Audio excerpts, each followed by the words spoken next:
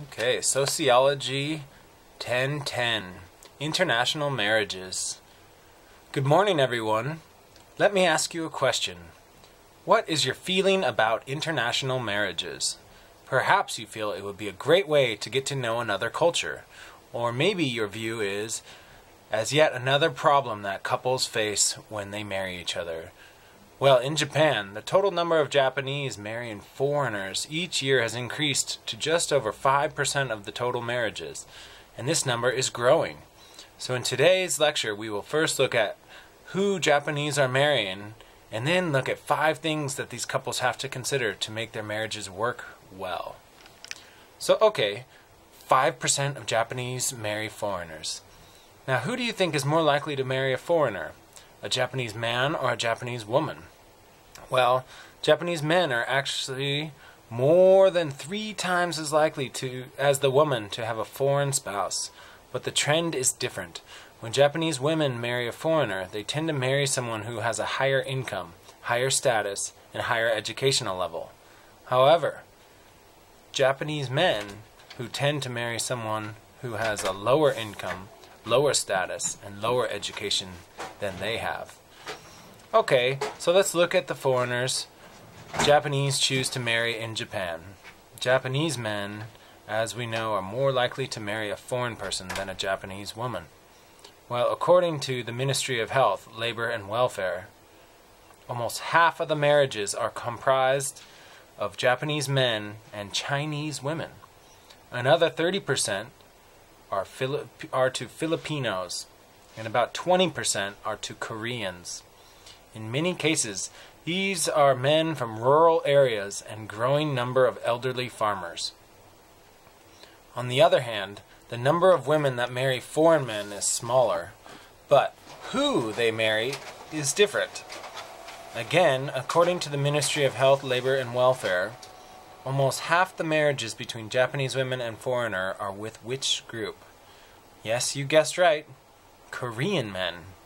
According to sociologists, 2 main reasons for this is the recent popularity of Korean dramas and the fact that Koreans are one of the largest foreign groups in Japan. The second largest group is Americans, which make up almost 30% of the international marriages between Japanese women and foreign men. A possible reason for this is perhaps because of the large number of U.S. military bases throughout Japan. Almost 50,000 military personnel are stationed in Japan. So this is not surprising. The third largest group is Chinese for Japanese women who marry foreign men. According to sociologists, when Japanese do decide to marry people from other countries, there are 5 things they should consider. The first is in which country they want to live.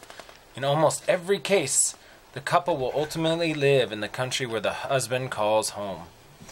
The reason for this is perhaps he has better financial opportunities in his home country. The second thing is for them to think about is whose culture will be dominant.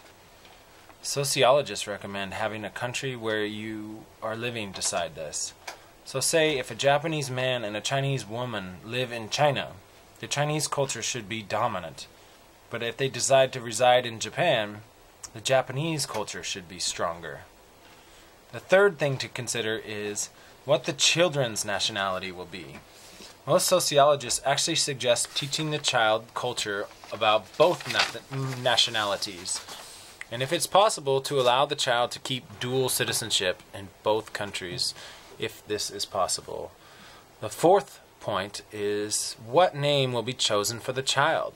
A good choice is a name that sounds good in both languages. For example, a British woman and a Japanese man could name their daughter something like Naomi or Mari, which sounds common in both languages, which will make it easier for the child to adapt when visiting either country. The fifth and final point is what language the children will speak. If it's possible that the children will not learn the language of one of the parents It is possible that the child will not learn the language of one of his parents in such a family. A good idea is for the family to use the second language at home and to let the child learn the main language at school. This will make the child bilingual. So if an American man is married to a Japanese woman in America, the mother could speak Japanese to the child at home, and the child can speak English at school and with his father. So there are the facts. Despite all this information, still roughly 95% of marriages in Japan are between Japanese men and women. But as the country becomes more international, people here will experience more marriages with non-Japanese partners. That's all for today.